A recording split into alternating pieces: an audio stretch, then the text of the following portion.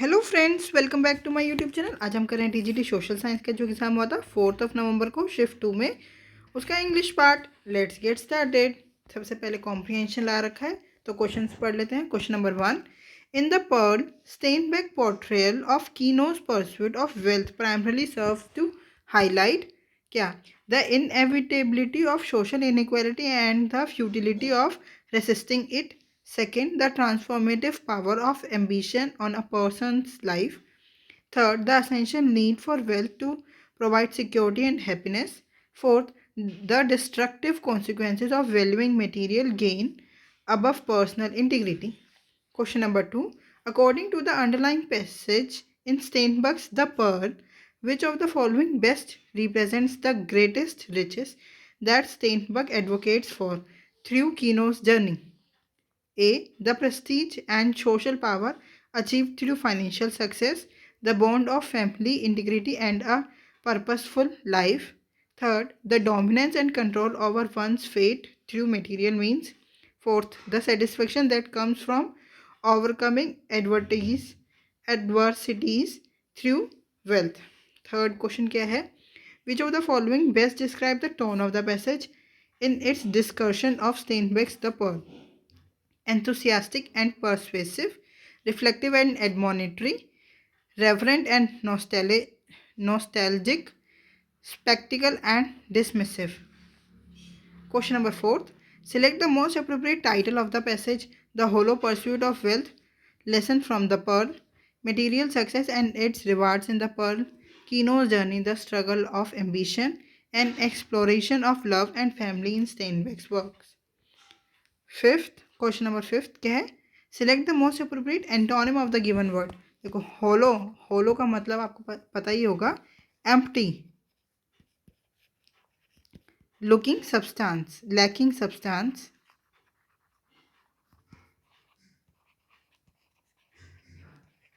तो इसका एंटोनिम कैसा वर्ड होना चाहिए? जो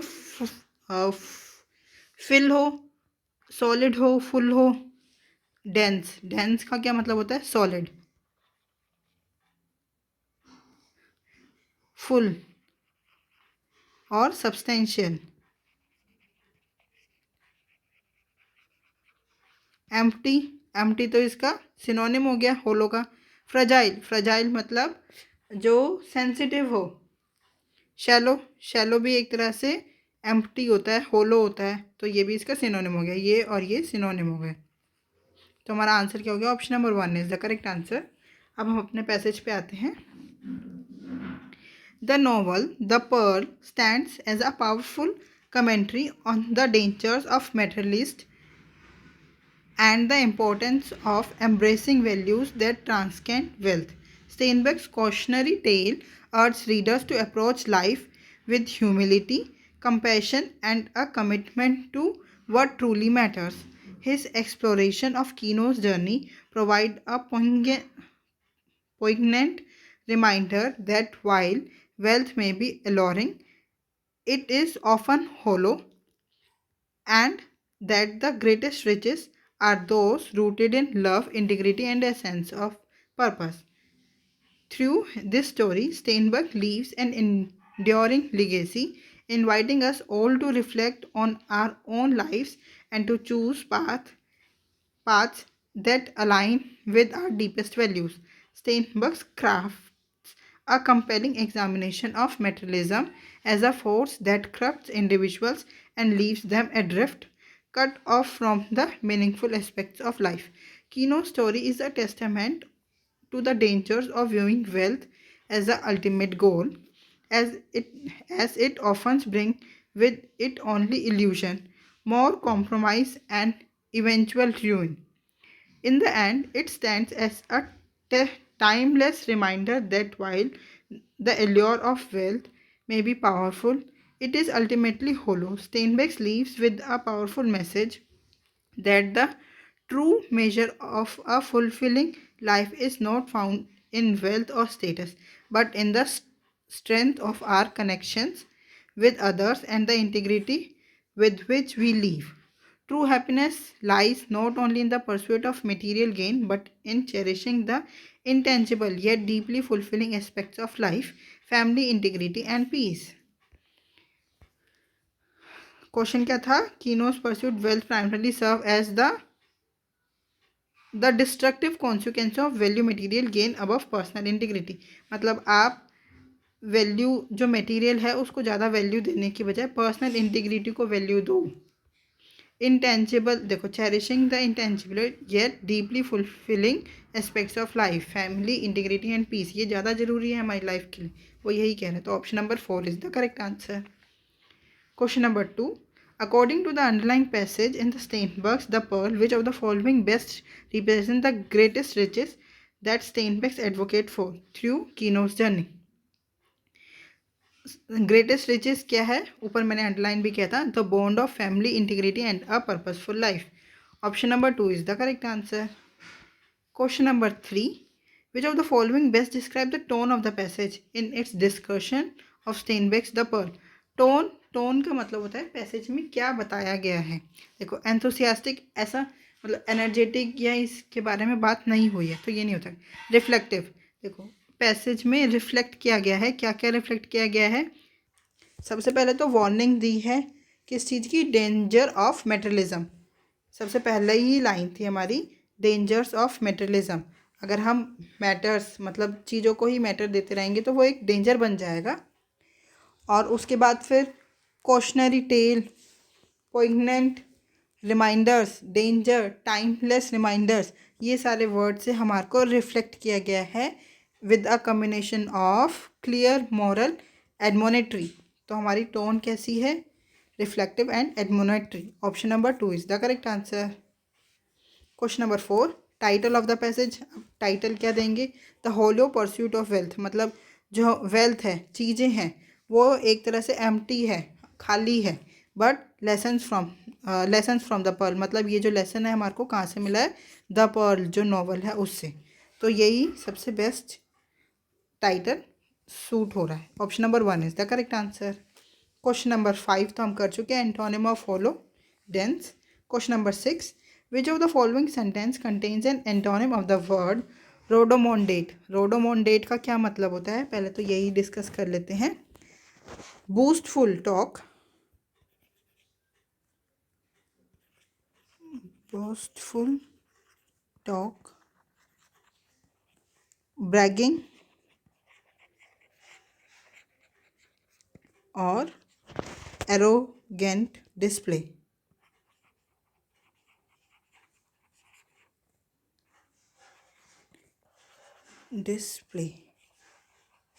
तो इसका जो क्या बोलते हैं, इसका जो एंटोनिम होना चाहिए वो कैसे होना चाहिए? ह्यूमिलिटी, मोडेस्टिटी, क्योंकि एरोगेंट है ना, तो ह्यूमिलिटी, मोडेस्टी, ये सब वर्ड होने चाहिए। पढ़ लेते हैं ऑप्शन क्या है।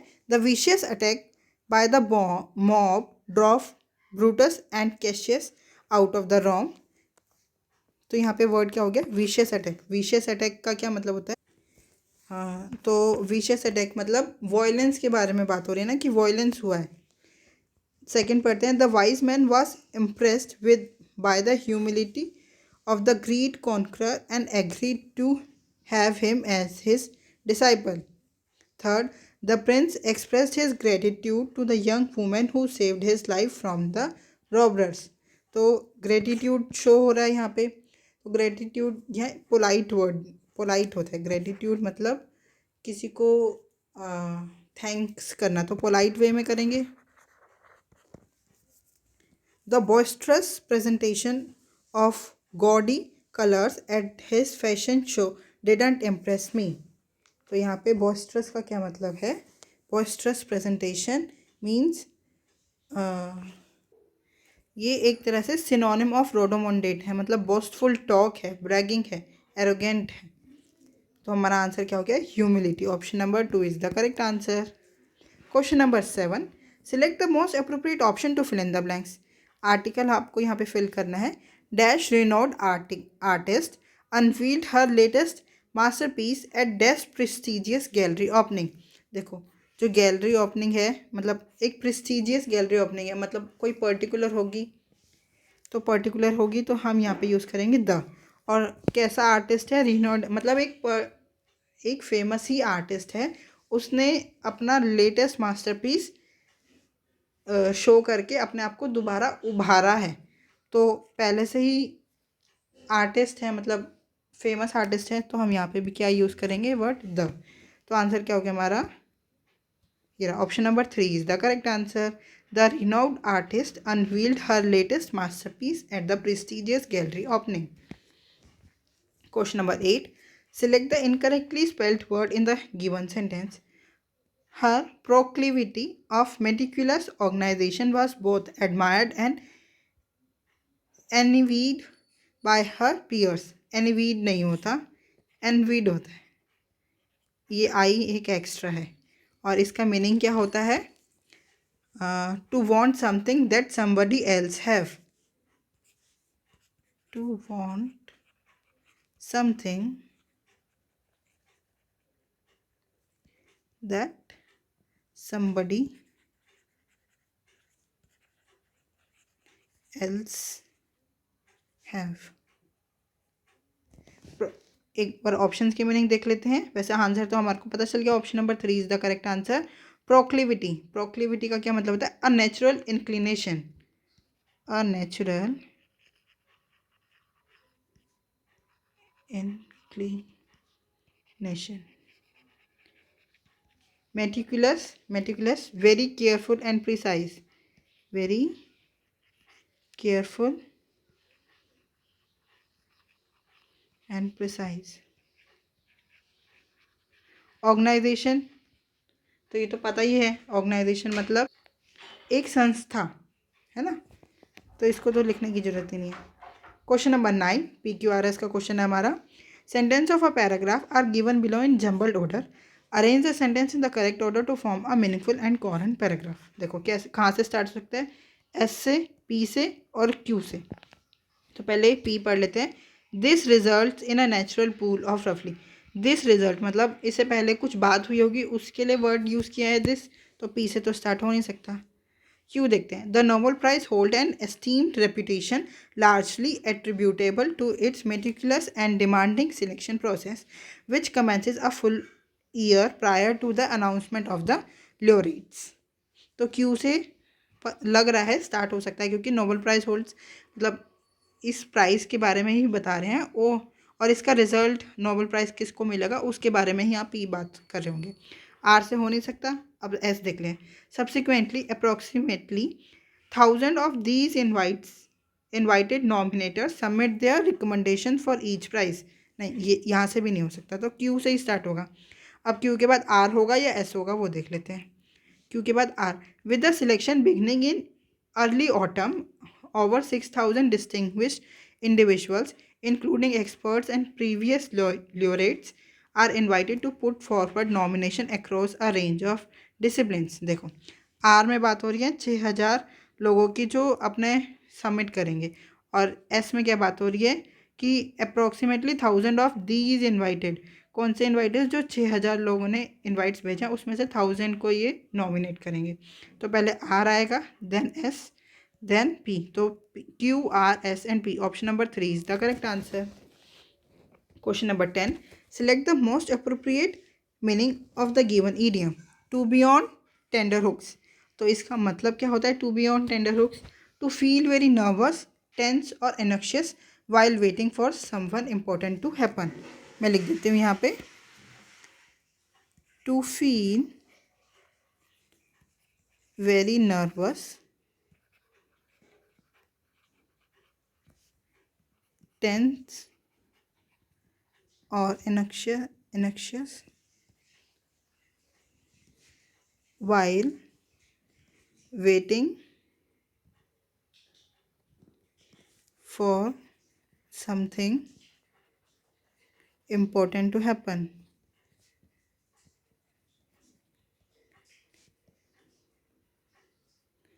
हम अपना ऑप्शन देख लेते हैं। टू बी फिजिकली अनकंफर्टेबल और restless, to be cast in a difficult और precarious situation, to be overly cautious और hesitant in making a decision, to be in a state of suspense और anxiety waiting an outcome. Yes, important to happen से wait करने के लिए ही है। तो answer क्या हो गया हमारा? Option number 4 is the correct answer. To be in a state of suspense और एंग्जाइटी वेटिंग एन आउटकम।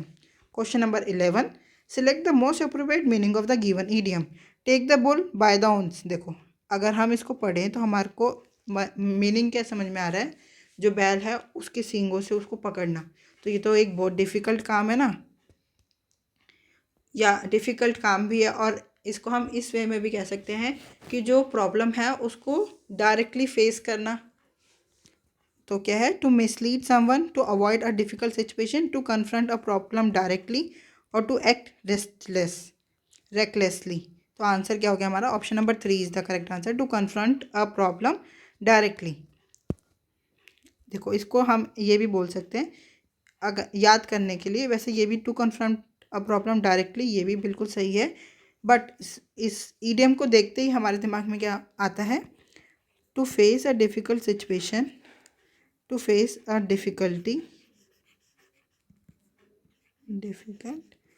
और challenging situation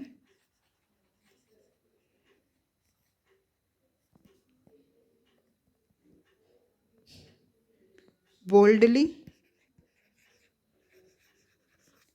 and decisively instead of avoiding it.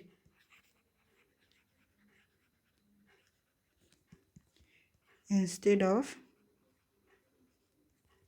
avoiding it.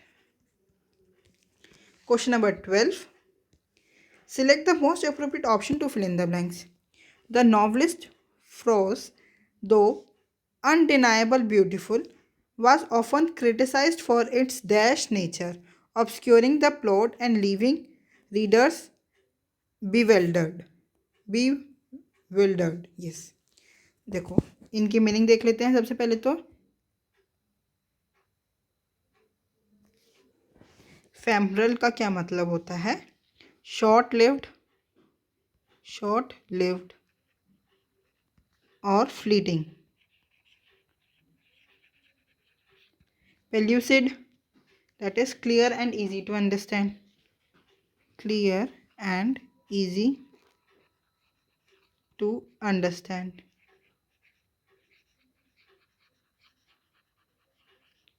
Laconic, laconic is brief and concise.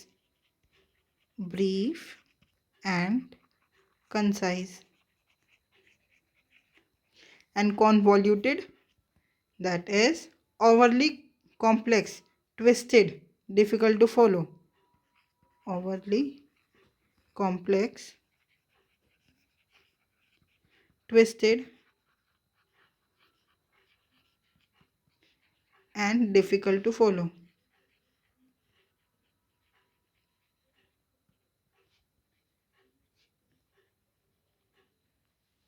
तो हमारा answer क्या हो गया?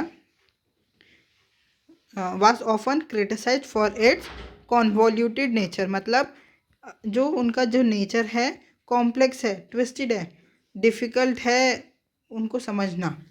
तो हमारा answer हो गया convoluted. Question number 13, select the option that can be used as one word substitute to best describe the old man's activity. The old man sat by the fire thinking about his childhood. He told stories of playing in the fields, swimming in the river, and exploring the woods. He spoke of his friends, his family, and the adventures they had together. मतलब वो past की बातों में जा रहा है, past की बातों को सोच रहा है, जो ओल्ड मैन है ना वो। तो एक बार इन ऑप्शंस की मीनिंग देख लेते हैं। कॉम्प्रीहेंडिंग, कॉम्प्रीहेंडिंग का क्या मतलब होता है? Understanding, understanding. मिसकंसीविंग मतलब मिसअंडरस्टैंडिंग, मिसअंडरस्टैंडिंग।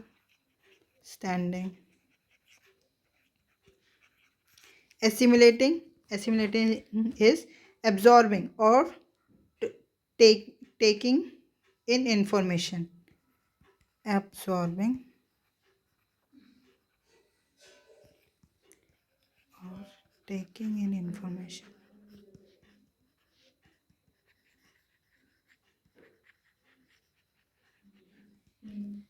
रेमिनेंसिंग, रेमिनेंसिंग का क्या मतलब है? thinking or talk fondly about past experience. Thinking or talking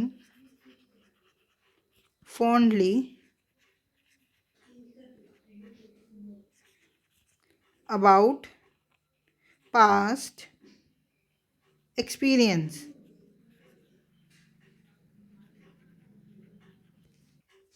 तो हमारा आंसर क्या हो गया? Reminiscing. Option number 4 is the correct answer. Question number 14. Select the most appropriate option to fill in the blanks.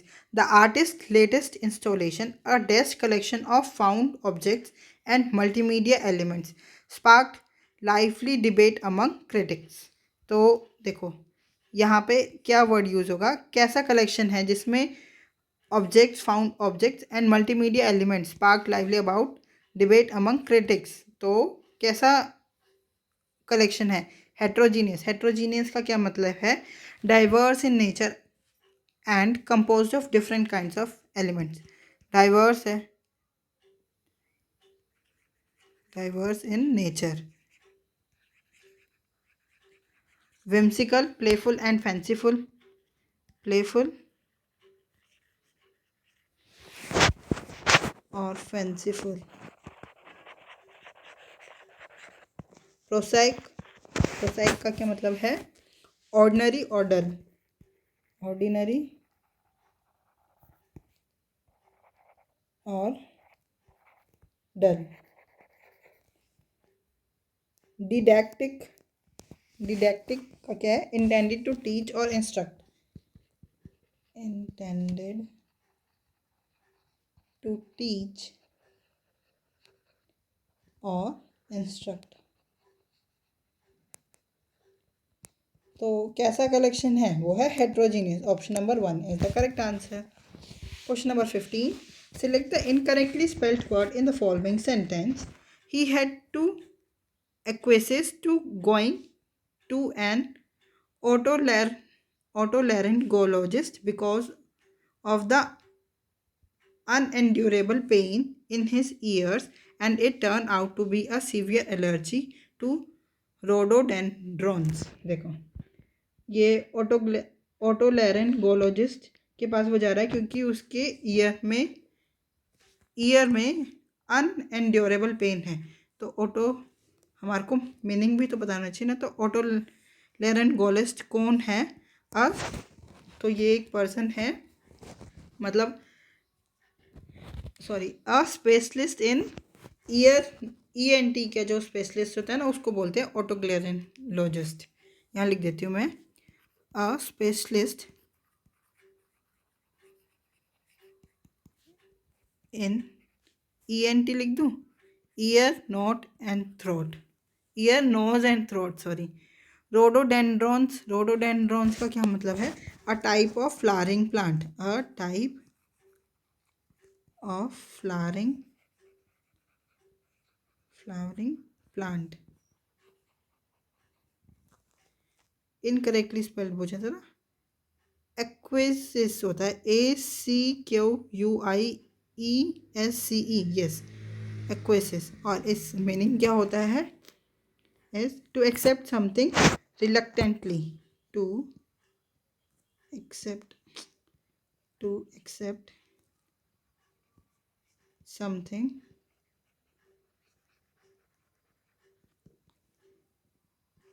reluctantly. unendurable, unbearable.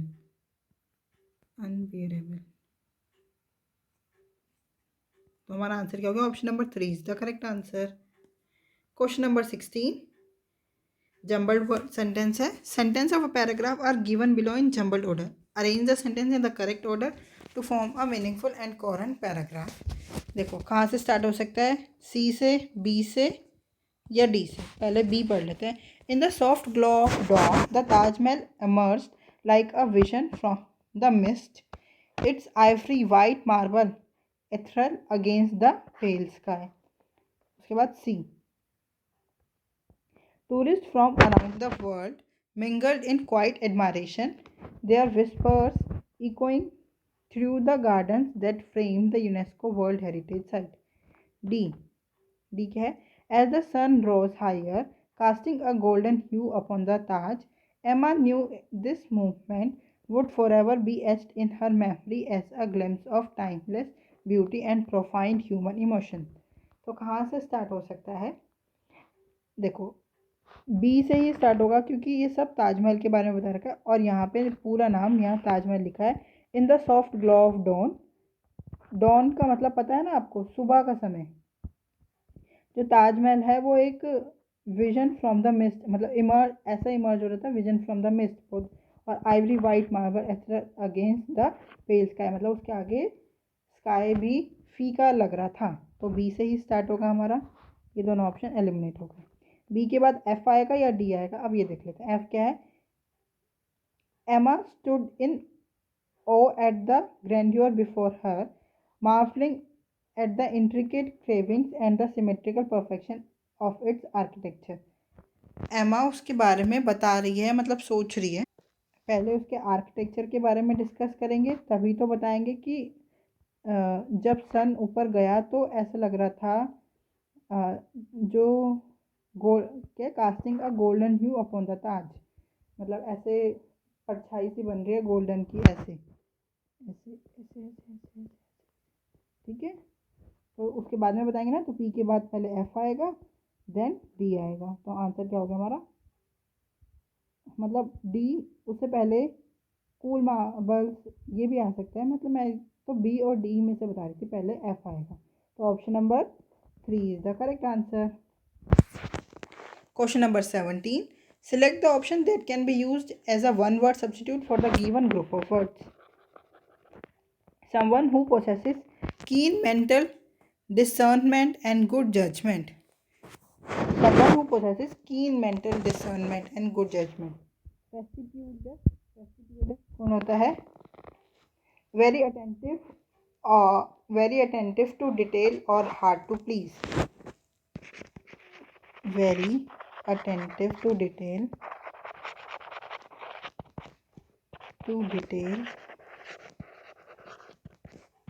or hard to please.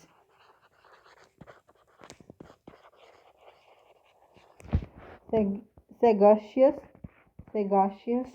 having keen perception, wisdom of good judgment. Having keen perception, your wisdom of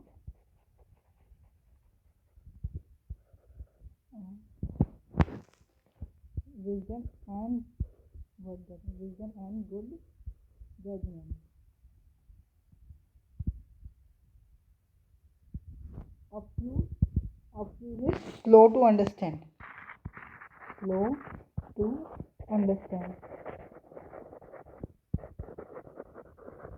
Impulsive is acting without thought or judgment. Acting without thought or judgment. तो हमारा answer क्या हो गया? Is sagacious. Option number 2 is the correct answer. Question number 18. Select the most appropriate antonym of the underlined word in the given sentence. Many scroll bars are quite parsimonious in doling out information to use. Frugal का क्या मतलब होता है? Is careful with resources.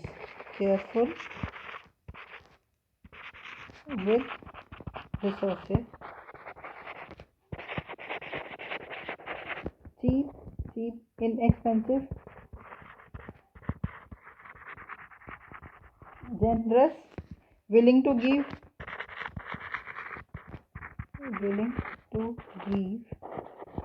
or share freely.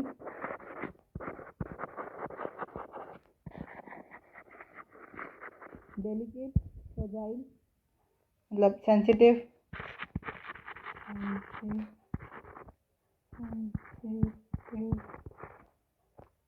Fragile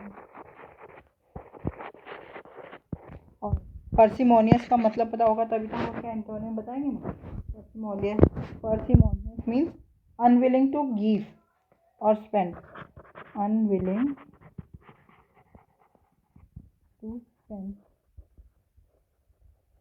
और give. तो answer क्या है हमारा इसका? पार्सिमोनियस का antonym is generous. Option number 3 the correct answer. Question number 19. Select the most appropriate option to fill in the blank. This proposal is dash than the one we received last week. देखो then यहाँ पर इसका मतलब superlative degree आएगी, but better तो पहले ही superlative degree है, तो सुपरलेटिव डिग्री सॉरी देन है कंपैरेटिव डिग्री आएगी, सॉरी तो बेटर तो पहले ही कंपैरेटिव डिग्री है, तो मोर और मोस्ट वर्ड मोर मच ये वर्ड्स हम यूज़ नहीं कर सकते हैं, क्योंकि कंपैरेटिव प्लस कंपैरेटिव तो सुपरफ्लूज हो जाएगा, तो ये तो आंसर हो ही नहीं सकता। गुड एक पॉजिटिव डिग्री है, उसके साथ हम मोर वर्ड्स ग्रामेटिकली इनकरेक्ट हो जाएगा, ये भी नहीं आ सकता। मच बेस्ट तो सुपरलेटिव डिग्री है, सुपरलेटिव डिग्री के साथ मच नहीं यूज़ करेंगे, और यहाँ पे तो वैसे ही हमारी कंपैरेटिव डिग्री आएगी क्योंकि देन लिखा है, तो आंसर क्या हो जाएगा? Far better. Option number 2 is correct answer, far better. Question number 20. Select the most appropriate option to fill in the blank. After months of anticipation, dash highly acclaimed film finally premiered at dash iconic theater. एक particularly film है, ये देखो, after months of anticipation dash acclaimed highly acclaimed film, मतलब एक particular film होगी उसी पे ही तो acclaimed हो रहा होगा ना, इसलिए हम यहाँ पे यूज़ करेंगे the highly acclaimed film finally premiered at iconic theatre.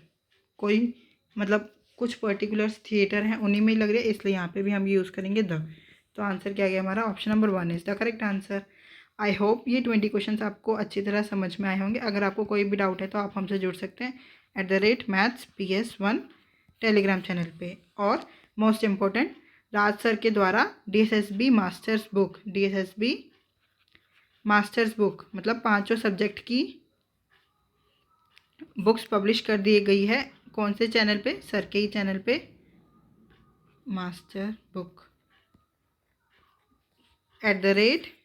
@DSSSB exam master. यहाँ पे जाके आप फ्री में ई बुक डाउनलोड कर सकते हो, कोई चार्ज नहीं है, और अच्छे से अपनी प्रैक्टिस करो। Thank you, keep learning, keep practising.